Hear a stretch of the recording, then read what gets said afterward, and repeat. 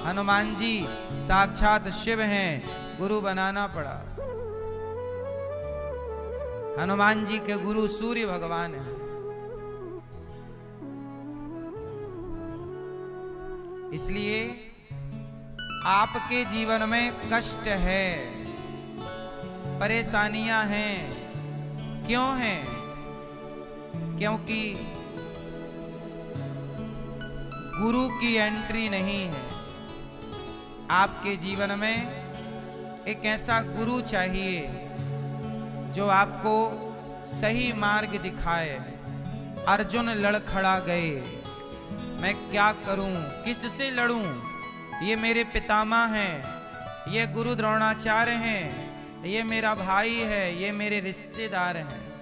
किससे लड़ूं, कैसे लड़ूं, कहां से शुरू करूं? जब लड़खड़ाए अर्जुन, तब गुरु बनकर कौन आया? भगवान कृष्ण बोले, अर्जुन बोल, मुझे किस रूप में देख रहा है?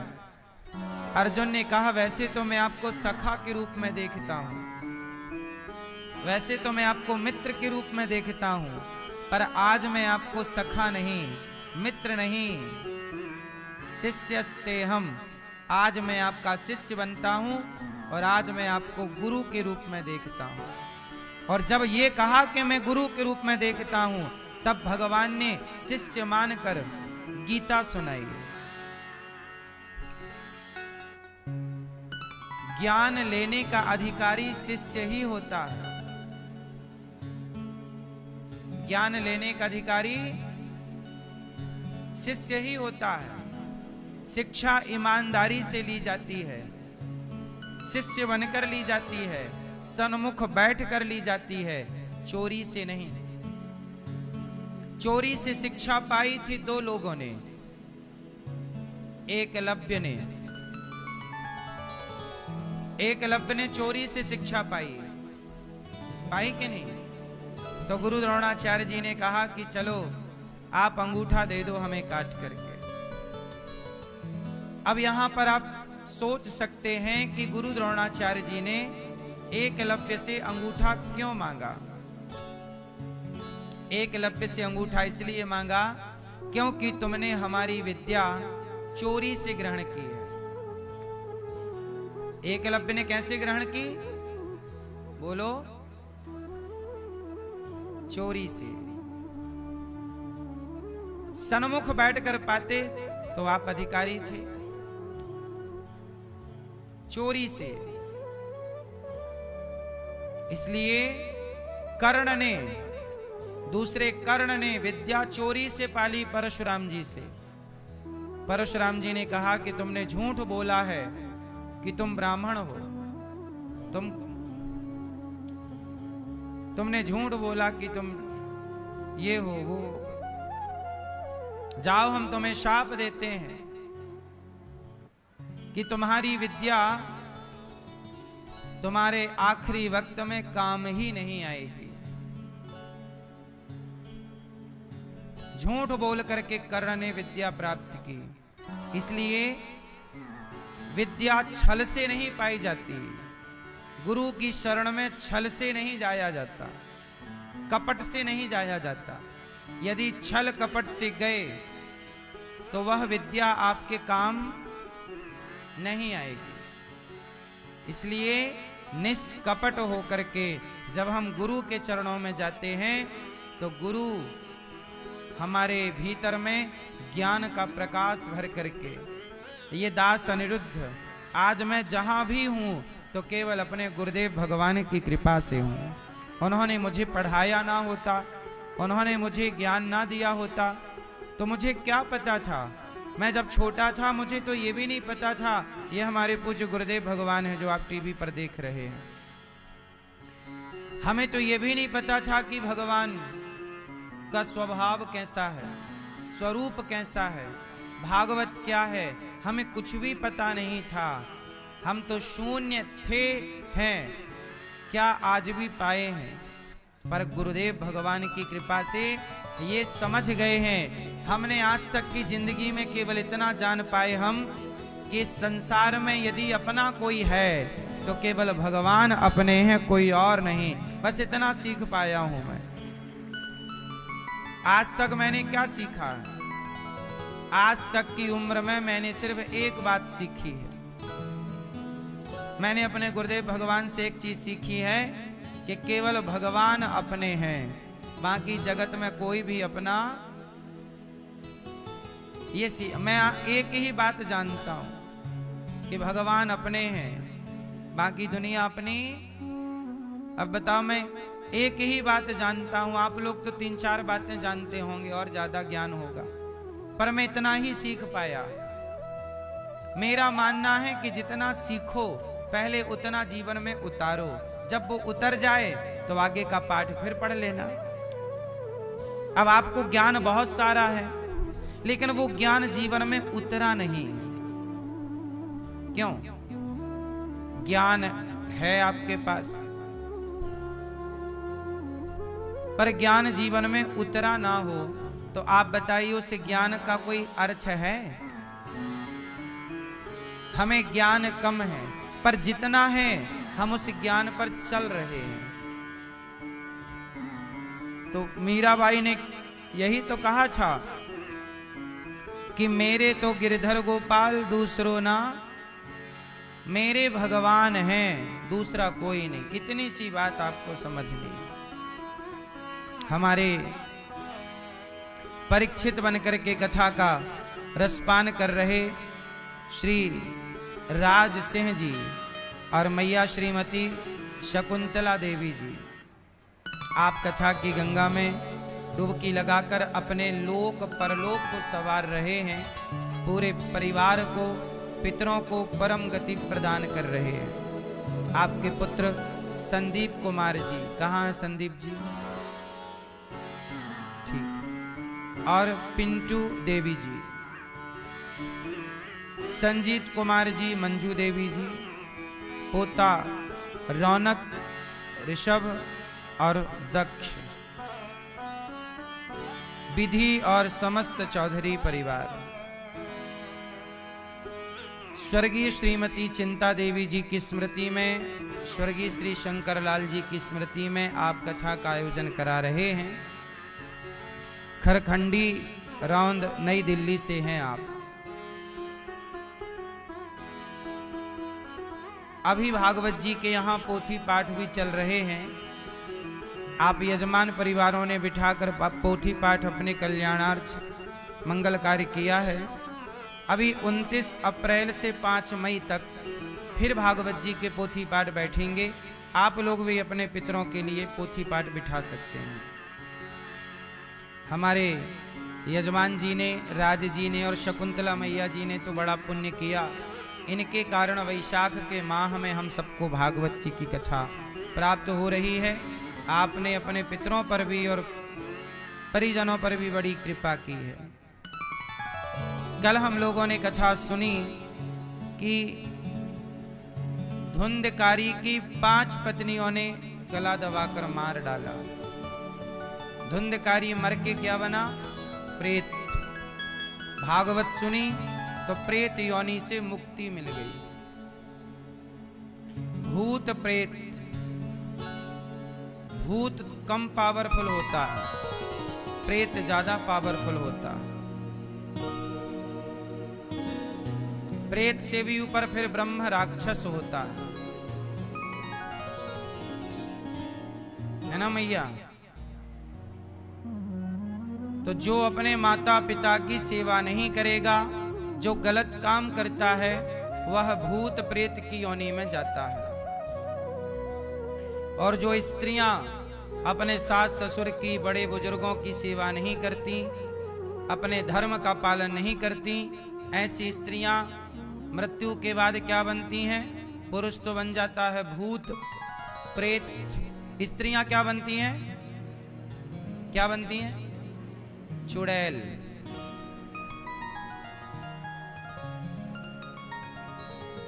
तो आपको चुड़ैल बनना है तो सेवा करना।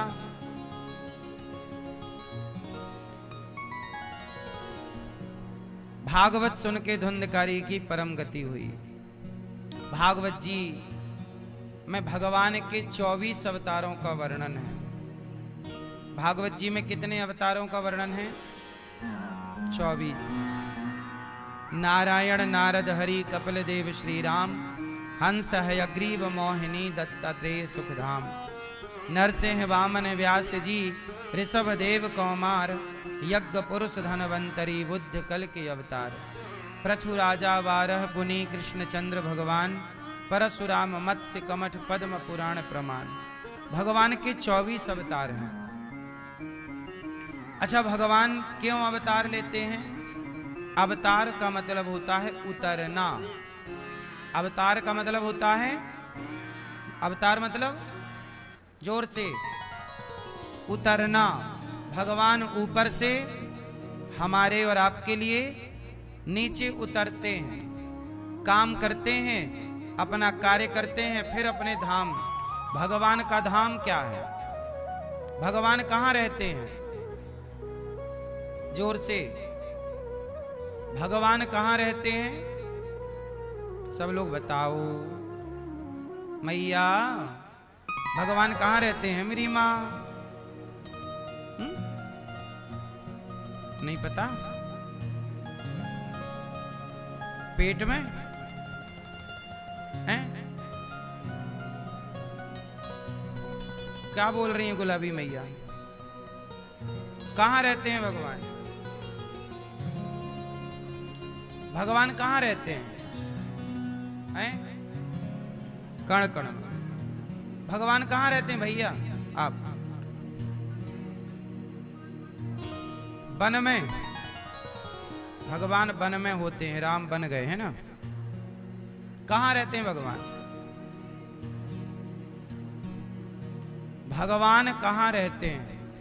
भगवान वैकुंठ में भी रहते हैं, साकेत में भी रहते हैं, गौलोक में भी रहते हैं, पृथ्वी लोक में भी रहते हैं। और सबसे बड़ा स्थान भगवान का कहाँ है? भगवान हर वस्तु में विराजे हैं। कैसे?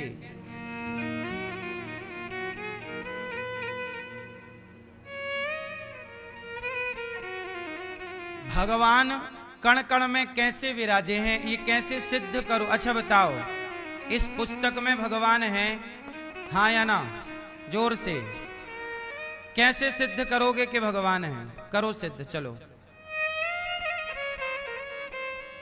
ये आप कहते हो ना भगवान सब जगह हैं, तो बताओ क्या इसमें भगवान है? जोर से। कागज में भगवान है? बोलो हाँ या ना। तो सिद्ध करो कैसे हैं? करो करो फास्ट। हैं? कण कण में है, तो कण कण, एक कण उठाओ और सिद्ध करके बताओ कि इस कण में कैसे भगवान है। भाई है, हम भी मानते हैं कि ईश्वर कण कण में है, पर सिद्ध तो करना पड़ेगा। ये साइंस का युग है, बिना सिद्ध की ये बात बनती नहीं।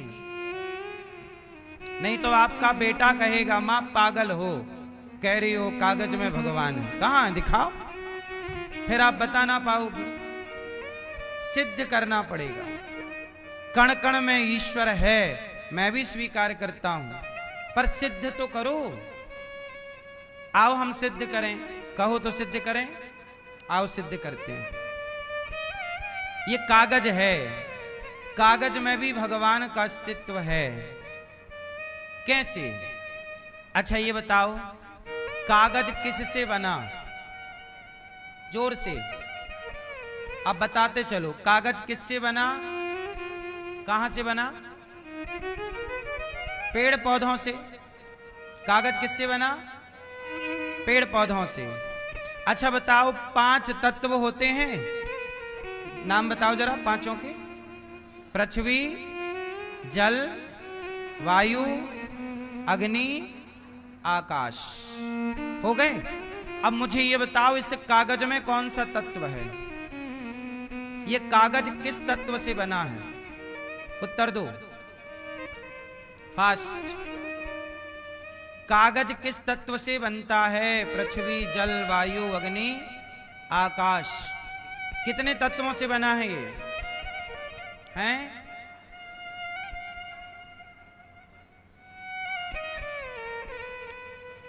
इस कागज में मुख्य रूप से पृथ्वी तत्व विद्यमान है।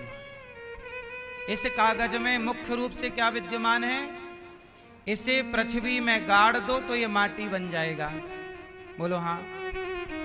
ये सृष्टि 5 तत्वों से बनती है। कोई छठवा है? तो कागज और कण कण। अब जैसे आपने कहा कण कण में भगवान है, तो कण में भी पृथ्वी तत्व है। कण कौन सा तत्व है? जोर से। आप में 5 तत्व होते हैं, पर पृथ्वी के कण में तो पृथ्वी ही तत्व है, एक तत्व है। बोलो हाँ। मुख्य रूप से उसमें एक तत्व विद्यमान है। 5 तत्वों से आप बने हैं। जैसे पत्थर, पत्थर में कौन सा तत्व है? उत्तर। जोर से। भाई पत्थर भी माटी है, एक प्रकार की मिट्टी है, मिट्टी ही बनना हो से, तो पत्थर भी पृथ्वी तत्व है। पत्थर, जोर से, कौन सा तत्व है? ये पूरा संसार 5 तत्वों से बना है। पृथ्वी, जल, वायु, अग्नि, आकाश। अब मुझे आप लोग ये बताओ कि पृथ्वी किससे बनी? जल किससे बना? वायु किससे बनी? आकाश किससे बना? अग्नि किससे बनी? क्योंकि इन सब से ही संसार बना। तो सवाल ये खड़ा हुआ कि ये सब किससे बना? किससे? हाँ, सिंपल है। भगवान ही पंच तत्व के रूप में प्रकट होते हैं। इसलिए भगवान का फुल फॉर्म जरा समझिएगा। बोलो भगवान, बोलो भगवान। तो भगवान में 5 अक्षर निकल रहे हैं। भगवान में बोलो भा, भा मतलब भूमि, गा, गा मतलब गगन, वा, वा मतलब वायु, आ की मात्रा आ मीन्स अग्नि, और ना भगवान, ना तो ना मतलब नीर, पानी। ये पंच तत्व को ही भगवान कहते हैं। तो कागज में कौन सा तत्व है? पृथ्वी तत्व। और पृथ्वी तत्व के मूल में कौन है? भगवान। तो कण कण में भगवान है। इस भाव से कण कण में भगवान कहा जाता है, क्योंकि पूरी सृष्टि 5 तत्वों से बनी है और 5 तत्व भगवान से ही प्रकट होते हैं। इसलिए कहा जाता है ईश्वर कण कण में, क्योंकि 5 तत्व से बाहर कुछ भी नहीं है। फिर इसलिए सर्वम खलविदम ब्रह्म, इसलिए कहते हैं सब में भगवान है। क्योंकि सब में या तो पृथ्वी तत्व होगा, या तो जल तत्व होगा, या वायु तत्व होगी, तो वो तत्व ईश्वर का ही है। अच्छा एक बात बताओ, ये दुनिया जब बनी, किसने बनाई पूरी दुनिया? जोर से। भगवान ने बनाई। अच्छा भगवान ने जब दुनिया बनाई तो कहां से लाए होंगे ये पृथ्वी, जल, वायु? कहां से लाए होंगे? किस बाजार से खरीदा होगा पृथ्वी को?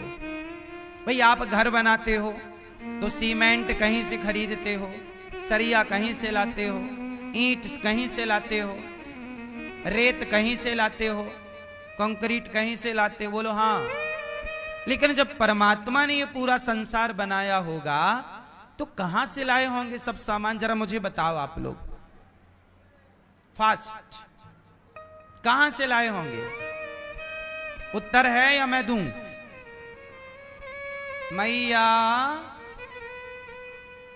ओ मैया, जा रही हो मेरी माँ? ओ झोला वाली मैया, हो गई एक झोला कथा, जाओ जल्दी आना। झोला खाली करके। राधे राधे। सुनो, एक बात बताओ, कोई भी घर मकान आप बनाते हो तो सामान इकट्ठा करना पड़ता है कि नहीं? तो भगवान ने ये संसार बनाया तो कहां से लाए सामान? बस इतना सा उत्तर दो, कहां से लाए? भैया बताएंगे कहां से लाए होंगे सामान? आप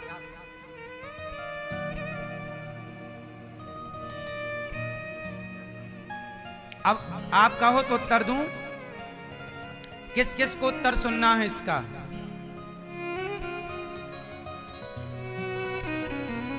सुनो, जैसे मकड़ी, बोलो जैसे मकड़ी, मकड़ी जाल बुनती है तो जाल बुनने का धागा कहां से लाती है? कहां से लाती है? जैसे मकड़ी जाल बुनने का धागा किसी बाजार किसी दुकान से नहीं लाती, वो जाल बनाने का धागा उसके भीतर से ही प्रकट होता है, उसकी लार होती है, उसी से धागा बनाती है, उसी में जाल बनाती है, उसी में खेलती है और उसी को निगल जाती है। जैसे मकड़ी का जाला मकड़ी से ही प्रकट होता है, ऐसे ये संसार और पंच तत्व ये भगवान के संकल्प मात्र से प्रकट हो जाते हैं। भगवान इसमें रमण करते हैं और जब मन हुआ कि सृष्टि बहुत बढ़िया है, अब प्रलय करना चाहिए, तो वह परमात्मा अगले संकल्प से सृष्टि में प्रलय लाते हैं और पूरी धरती पानी में डूब जाती है, प्रलय हो जा। सबको प्रकट किया, सबको समेट लिया। जैसे छोटा सा बच्चा रेत के ढेर में बैठता है और उसमें एक घर बनाता है, छोटा छोटा बच्चा, कहीं रेत मिल जाए बालू तो वहां क्या बनाते हैं? घर बनाते हैं। पांव आगे डालेंगे उसमें, ऊपर से ऐसे थप थप थप थप करके फिर निकाल लेंगे, घर बन जाएगा। उसी में खेलेंगे बच्चे और जब माँ बुलाएगी तो उसी घर में एक लात मारेंगे और चल पड़ेंगे। स्वयं बनाते हैं बच्चे, स्वयं खेलते हैं और स्वयं मिटा देते हैं। ऐसे भगवान ये संसार स्वयं बनाते हैं, स्वयं इस संसार में आनंद करते हैं और स्वयं मिटा करके संसार अपने में लीन कर लेते हैं। ये भगवान अपने आनंद के लिए दुनिया रचते हैं।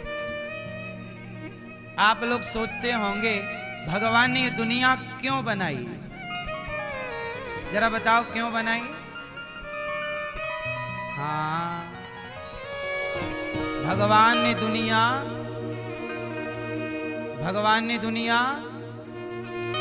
बनाने वाले क्यों बनाई?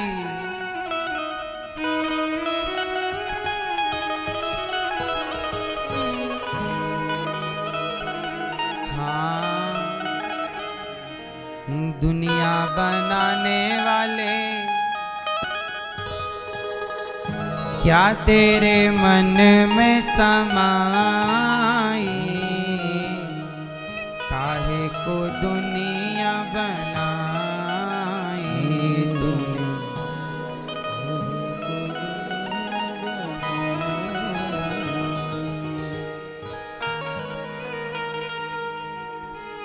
क्यों बनाई परमात्मा ने ये दुनिया? काहे बनाए तूने माटी के पुतले, धरती ये प्यारी प्यारी मुखड़े ये उजले। काहे बनाया तूने दुनिया का खेला, जिसमें लगाया जवानी का मेला। गुपचुप तमाशा देखे वाह रे तेरी खुदाई, काहे को दुनिया बनाई, काहे को दुनिया बनाई। तू भी तो तड़पा होगा मन को बनाकर, तूफान ये प्यारा प्यारा मन में छुपा कर।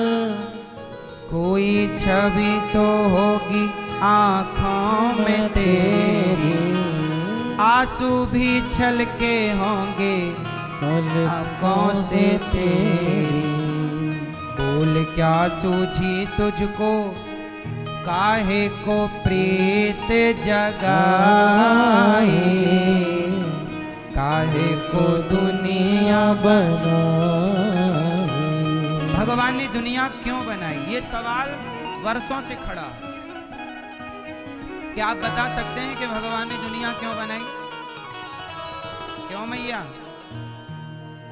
भगवान ने दुनिया क्यों बनाई है? क्यों बनाई भैया? भगवान ने ये संसार क्यों बनाया? भगवान ने ये संसार इसलिए बनाया क्योंकि भगवान को ये संसार बनाने में सुख मिलता है, आनंद मिलता है। जैसे आपने विवाह किया, क्यों किया? अपने आनंद के लिए। चलो विवाह कर लिया, यहां तक सही था। फिर आपने बच्चे भी पैदा किए, आपने भी तो सृष्टि बढ़ाई। बोलो हाँ, क्यों बढ़ाई? इससे आपका अपना सुख था, आपने अपने सुख के लिए सब किया। जैसे आप अपने आनंद के लिए विवाह करते हैं, आनंद के लिए सृष्टि का निर्माण करते हैं, ऐसे परमात्मा भी ये दुनिया अपने आनंद के लिए बनाते हैं। इस संसार में हर जीव कहां भाग रहा है? अपने आनंद के लिए। इसलिए भगवान कभी राम बनकर, कभी कृष्ण बनकर आते हैं और आपके साथ रहकर लीला करते हैं। भगवान आपसे बहुत प्रेम करते हैं। अच्छा ये बताओ, आप कोई कागज में पेंटिंग बनाएं, आप अपनी पेंटिंग को प्यार करते हो कि नहीं? बोलो हाँ। आप कोई चित्रकार हैं माना कि, तो आप कोई चित्रकारी करेंगे कागज में, तो आप उससे प्रेम करेंगे ना, क्योंकि आपने उसे वक्त दिया है, आपने एक कलाकारी की है, उसमें काम किया है, बहुत इमेजिन किया है।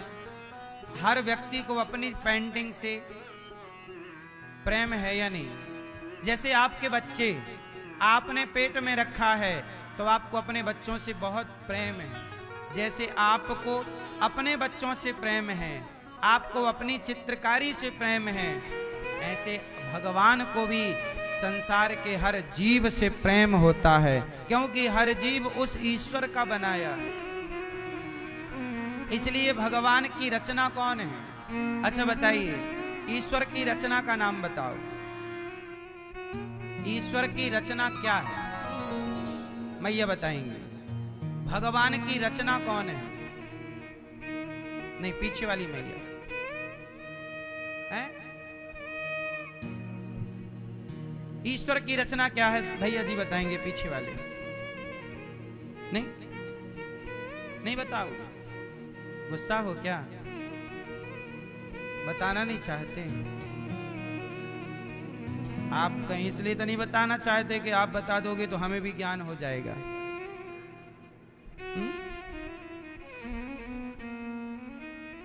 ईश्वर की रचना क्या है आप बताओ। पीले भैया आप बताओ, बेटा बताओ, ईश्वर की रचना क्या है इस जगत में? क्या है ईश्वर की रचना?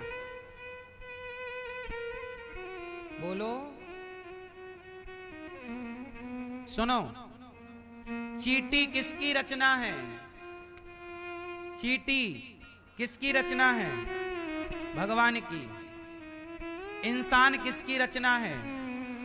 कुत्ता किसकी रचना है? बिल्ली किसकी रचना है? पेड़ पौधा किसकी रचना है?